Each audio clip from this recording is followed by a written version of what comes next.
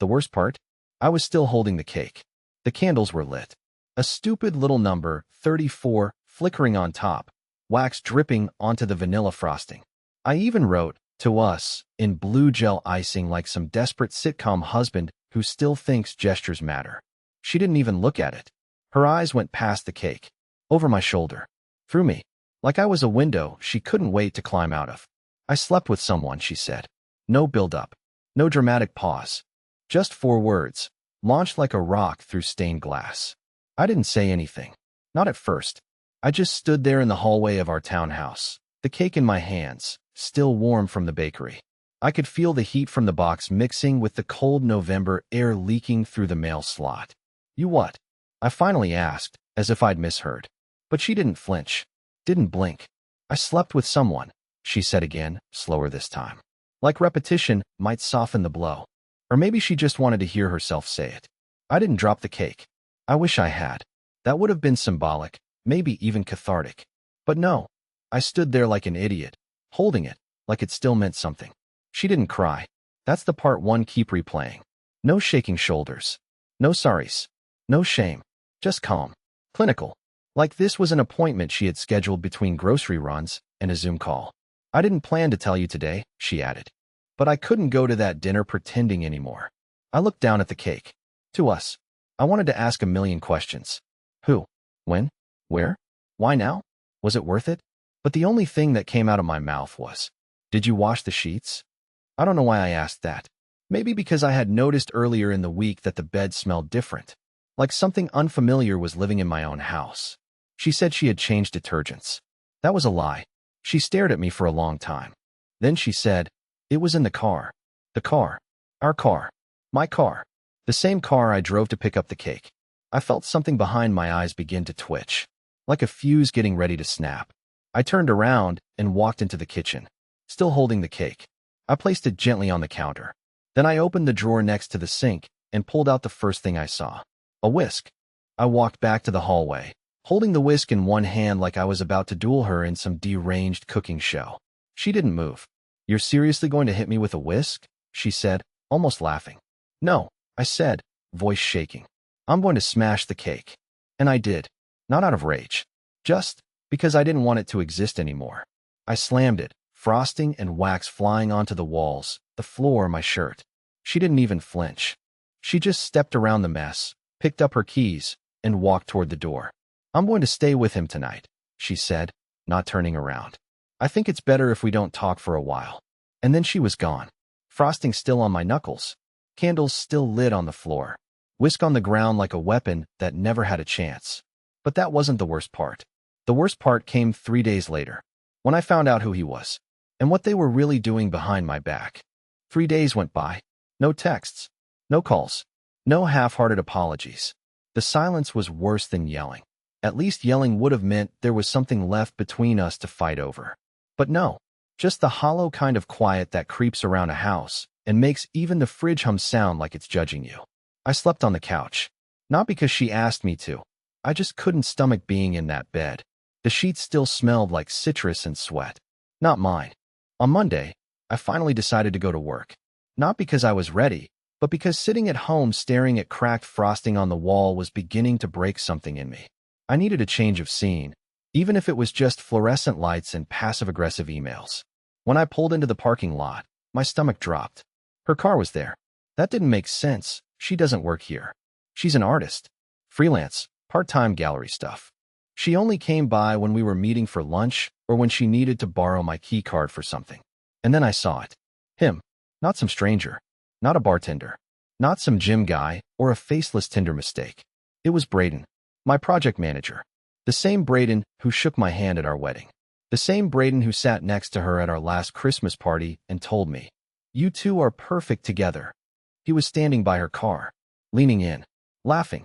That easy, arrogant laugh he does when he thinks no one's watching. She was laughing too. I felt everything go hot, then cold, then numb. Like my body couldn't decide whether to explode or freeze. I don't even remember getting out of the car.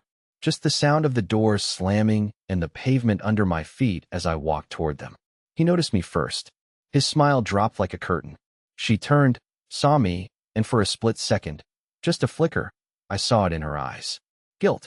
Not regret. Just the momentary panic of someone who got caught too early. Hey, I said, trying to sound casual. I didn't even know why I said it. Just noise. Braden gave me this awkward, too long nod. Didn't know you were coming in today, he muttered. Yeah. I replied, not looking at him. I stared at her. Was just craving some closure. Thought I'd check the employee parking lot. She didn't say a word. Just stepped back like I was something she didn't want on her clothes. I turned and walked straight inside. Didn't even go to my desk. I went to HR. I didn't tell them about the affair. I didn't need to. I just said I had reason to believe Braden had been using work resources for unauthorized personal activity. Vague enough to raise questions. Specific enough to trigger a review. By 4 p.m., they were both gone. But that night, she came back. Not to apologize. Not to explain. She came back to get her sketchbooks. And that's when I saw what she'd been drawing. When she showed up that night, I expected bags. Maybe an excuse. Maybe more silence. Instead, she walked in like nothing had happened, said she just needed her sketchbooks, and brushed past me with the same casual energy you'd use to pick up a package. I didn't speak. I watched. She went straight to the shelf in the dining room, top left, where she always kept them. 5 thick moleskins, black covers, warped edges. I bought her the first one 3 Christmases ago. She used to draw me while I slept, or so she claimed. You look peaceful when you're not talking, she once joked. Now, she flipped through the pages like a thief checking a wallet. She didn't notice I was right behind her. Still working on the Braden series? I asked low. She paused. Just for a second. It's not like that, she said quietly, still not facing me. What's it like then? Enlighten me. She turned, finally. Eyes sharp. He sees me. He listens. That's all. I laughed. I actually laughed. So that's the new bar for adultery? Listening? She didn't respond. Just clutched the sketchbooks like they were evidence she didn't want subpoenaed. Then she moved to leave. That's when I did it. I reached out and pulled one of them from her hands. What are you doing? She snapped. I want to see what you think I didn't notice, I said, flipping open the cover. I expected to see Braden. Maybe hotel rooms. Their stupid coffee dates. Him shirtless, flexing. Her crying afterward. But no, none of that. The first page was me. Not me recently. Not the tired, broken version of myself hunched on the couch this past week. It was me from years ago, sitting on the porch in July, drinking iced coffee, laughing at something she was saying off frame. The next page was also me. In bed, sleeping, dog curled at my feet. Then me at the kitchen table, typing. Me raking leaves. Me reading. Me brushing my teeth. She had drawn me dozens of times. With detail. With care. But the more I turned the pages, the more it changed. The expressions began to shift. First a smile. Then something more distant. Then blank. Then dark. Hollow eyes. Scribbled faces. My mouth gone entirely in one. In another, I had no hands. And then, finally, a page that stopped me cold. It was me, standing in our hallway, holding the birthday cake, the wax dripping, my shoulders hunched, my face drawn with jagged, frantic strokes. My eyes blacked out completely. Over the top of the sketch, she'd written in block letters. He never saw it coming. I looked up at her. She was staring at the floor. You drew this before you told me, I said slowly. She nodded. That's when I realized this wasn't guilt. This was performance. The confession wasn't spontaneous. It wasn't emotional. It was planned. And I wasn't just some collateral heartbreak. I was part of the script. She didn't try to take the sketchbook back. That's what really got to me. No panic. No defense. No, you weren't supposed to see that. Just silence, like I had walked into a trap that had already snapped shut days ago. Maybe weeks. She turned and walked to the door with the other 4 sketchbooks clutched under one arm, not even looking at me. Keep it, she said. It doesn't matter anymore. I stood in the kitchen for a long time after she left, just staring at the page with the cake. My eyes completely blacked out. Wax dripping. That stupid frozen pose. I kept thinking, if she drew this before it happened, then how much else had already been decided? At midnight, I poured myself a drink. Bourbon, the one she always said smelled like melted tree bark, and sat back down at the table with the sketchbook. I flipped through it again, slower this time, page by page, looking for answers, some kind of motive, clues, anything. And then I noticed something strange. The page numbers. She always numbered them. Top right corner. Tiny, faint pencil marks. But toward the middle of the book, it jumped. Page 73 went straight to page 76. Then again later, page 88, then suddenly page 91. At first I thought maybe she just miscounted, but then I saw it. A tiny tear along the binding. Pages had been carefully removed. So I started checking the other sketchbooks she left with. One was still on the shelf. A small gray one, different from the rest. Not moleskine. Thinner. She'd hidden it behind a stack of books I hadn't touched in months. Old architecture manuals from college. I don't know what made me check there, maybe just instinct. Or paranoia. Inside, I found exactly what I was afraid of. But it wasn't more of me. It was him. Braden. But not like she drew me, with emotion, softness, familiarity. No, these were obsessive, rougher, fast, repetitive sketches. Like she was trying to get something out. Him walking into the office. Him laughing. Him at his car. Him looking over his shoulder. Him, looking scared. And one drawing was labeled. Not with a name. With a date. October 19th. That was 3 weeks before she confessed. The night she said she was staying late at the studio. I remember it because I ordered pizza, fell asleep on the couch, and woke up at 2 a.m. with her shoes still sitting neatly by the door. That was also the same week Braden's wife filed for separation. Yeah, he was married. Is married. I just didn't know they were that kind of close. I sat there trying to piece it together. Why hide these sketches? Why tear out the pages from the other book? Why let me find the cake drawing but hide the others? Unless it wasn't just guilt. It was control. A trail. A story. One she was building long before I ever knew there was something to find. And the worst part? I think I was never the main character. I don't know what I expected to find when I went back into the sketchbook the next morning. Maybe I thought the drawings would somehow look different in daylight, like they'd lose their weight if I saw them with coffee instead of bourbon. They didn't. If anything, they looked worse. More deliberate. Like I was staring at confessionals drawn in ink instead of words. I kept going back to that date, October 19th. There were 7 pages of Braden that night. All from strange angles. None of them from up close. It was almost like she'd been sketching him from a distance. A few looked like they were drawn through glass. One was definitely from the inside of a car. But it was the last page that stopped me. It wasn't a sketch. It was a note. Folded once, jammed into the back cover like she hadn't meant to leave it there. I pulled it out carefully, expecting some dramatic apology or secret love letter. But the handwriting, that was the first red flag. It wasn't hers. I know her writing. She loops her LS like a violin string. She dots her I's like she's afraid of committing to them. This was sharper, straighter, masculine, confident in a way hers never was. It was one sentence. He's starting to figure it out. You need to move faster. No name. No signature. Just that. My skin went cold. I checked the envelope again. Nothing. I flipped through the sketchbook for any other loose papers, folded corners, anything I might have missed. Nothing. But the more I stared at the message, the more it felt like I had walked into something much bigger than just infidelity. This wasn't just about secrets. This was orchestrated. Was Braden the one who wrote it? Was someone else involved? And who was he? Me? Or someone else entirely? I did something then I hadn't done in weeks. I opened her laptop. She always used my old MacBook for drawing references. Said hers was too slow. I hadn't touched it since she left, mostly out of respect. Or fear. Probably both. But now I needed answers, and I didn't care about boundaries anymore. I opened the browser. History was wiped. Completely. Not a single tab. No bookmarks. No saved logins. Nothing. Except for one autofill that popped up when I typed the letter D into the search bar. Dropbox. com/shared/project_only. Clicking it did nothing. It required a password. I tried the obvious ones. Our dog's name. Her birthday. My birthday. Nothing worked. But the name stuck with me. Project D. Not Braden. Not Daniel. Her cousin. Just the letter. It was vague on purpose. Like the rest of this. So now there's a hidden online folder she didn't want me to see, a sketchbook full of surveillance-style drawings, and a note written in someone else's hand warning her to move faster. This isn't about cheating anymore. This feels like a setup. And I think I was the one being watched. That night, I barely slept. I lay on the couch staring at the ceiling, replaying every strange moment from the past 3 months.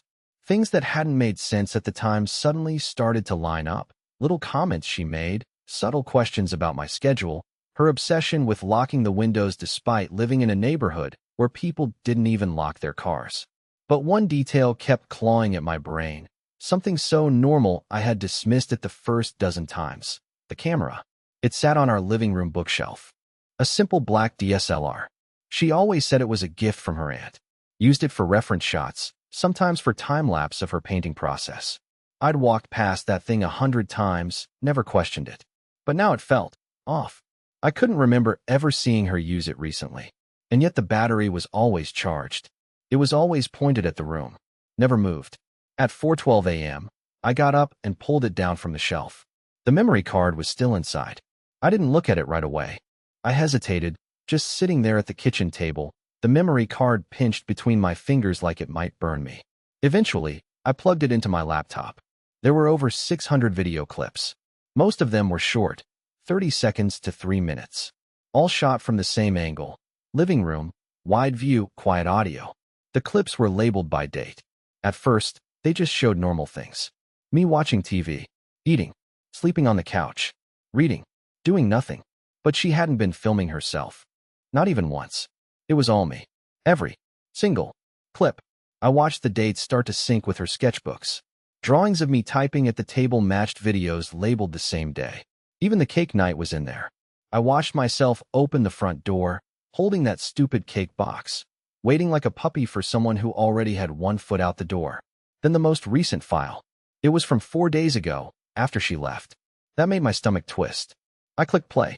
There I was, asleep on the couch. The room dim. No sound. Just the slow rhythm of breathing and the occasional flicker of light from the street outside. Then, movement. From the hallway. She stepped into frame. Barefoot. Quiet. Wearing the same hoodie she left in. She walked up to the bookshelf, stood in front of the camera, reached out, and didn't turn it off. She adjusted it. Refocused it. And then looked straight into the lens. "Leave it running," she whispered. "He'll find it eventually." Then she walked back out of frame. I sat there frozen, hands shaking. I didn't remember her coming back. I didn't hear anything. I didn't see anything moved. But she had been inside the house again, while I was asleep. And she didn't take anything. She just made sure I'd see it. I checked the back door. Locked. Windows, locked. Nothing was broken. No signs of forced entry. Which means she still had a key. Which means she could come back. Anytime. And suddenly it hit me. The camera wasn't for her art. It was for someone else. Someone who needed to see me. Watch me. Record me reacting. Whatever this was, I wasn't just a part of it. I was the subject. I didn't sleep at all after watching that video. Every creak in the house felt like footsteps. Every shadow stretching across the walls looked like someone standing just out of reach. I kept the lights on. All of them. Not because I was scared of the dark, but because I finally understood the dark wasn't the thing watching me. She was. By morning, I'd made up my mind. I needed to tear this place apart. Not because I thought she left a note or some poetic goodbye.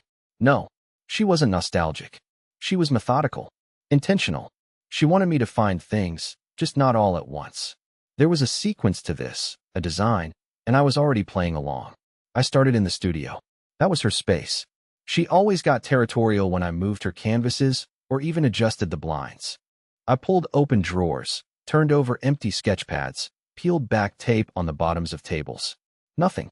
Just scraps of paper, dull pencils, brushes hardened with dried paint. It looked abandoned, but not by accident. Then I remembered something strange, something I hadn't thought about in years. 2 winters ago, during a snowstorm, our power had gone out. While waiting for it to come back, I tried to replace the living room light switch cover because it had cracked slightly.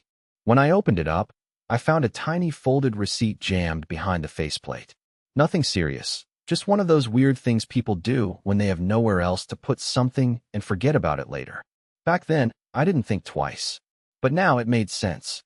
If she wanted to hide something, something small, easy to miss, completely off-grid, she'd put it somewhere I'd never randomly check. So I went to the hallway switch. The one she always insisted on using instead of the one closer to the kitchen, even though they controlled the same lights. I removed the screws slowly, carefully. When I pulled the plate off, dust fell onto the floor, and behind the wiring, taped to the drywall, was a tiny black USB drive, wrapped once in painter's tape.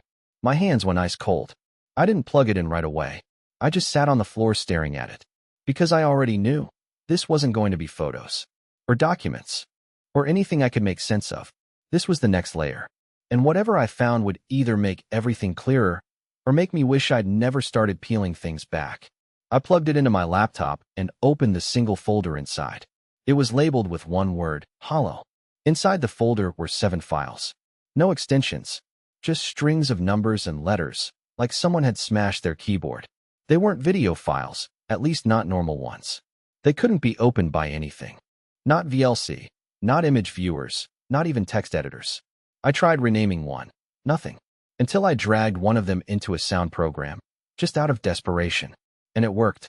There was audio. The first clip started with low static. Then footsteps. A door creaking. Breathing. Then a voice. Hers. But she wasn't talking to me. She was whispering, like she was leaving a message in an empty room. I know he's going to find this. I know that's what you wanted. But if he hears this first, it changes nothing. He still doesn't know what you did. Silence. Then she whispered something else, something so quiet I had to loop it 5 times. Don't trust the man in the red fleece. I sat back in my chair, pulse thudding in my ears. I hadn't told anyone about the camera, or the sketches, or the Dropbox. But 2 days ago, a man wearing a red fleece jacket came to the house asking if I'd seen Braden. He said he was from HR. I let him in. The moment she said, "Don't trust the man in the red fleece," my entire body locked up. I replayed everything. His calm tone, the way he didn't ask many questions, just sort of looked around, nodded, left his card. But there was no company logo on it. No title, just a name. Evan Burke. I hadn't noticed that at the time. I didn't sleep that night. Again. But this time, it wasn't dread that kept me awake. It was clarity. The kind that comes when you finally stop pretending to be confused. I realized something around 3 a.m., sitting on the edge of the bathtub, clutching that USB like it was a detonator. She wasn't trying to destroy me. She was trying to warn me. The affair? Real. The betrayal? Devastating. But all of it, the sketchbooks, the videos, the message in the wall, it wasn't just for me. It was protection. A trail. And maybe she had no other way to leave it than the one that would make me angry enough to follow it. I opened the final file. This one was different. It was a video after all. But instead of static or darkness, it opened on a sunny field. The camera was low, facing the grass, like it had been dropped.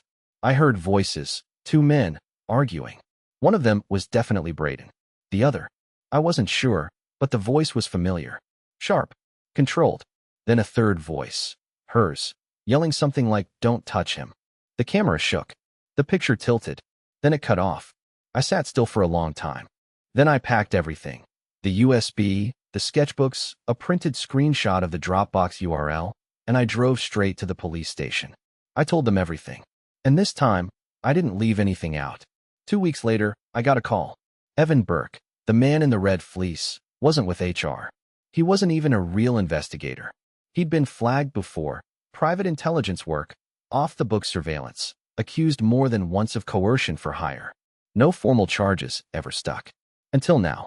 Turns out, Braden wasn't just having an affair. He was involved in something much bigger, a corporate leak, maybe fraud, maybe worse, and she had found out by accident. Instead of reporting it, she started documenting it. Quietly, her way, with drawings, recordings, and digital footprints. She knew I'd take the betrayal personally. She counted on it. Because emotion moves faster than logic. She needed me to be angry enough to follow everything she left behind. When the charges came down, Braden was arrested. So was Burke. My name? Nowhere in the story. She made sure of that. And her? She sent a letter. Handwritten. No return address. It said only this. You didn't deserve any of it. But you were the only person I trusted to uncover the truth. I know that doesn't make it fair. I just hope it makes it mean something. It did. It's been 5 months now. I'm still in the same house, but it doesn't feel haunted anymore. I bought new sheets. New sketchbooks too, actually. I've started drawing.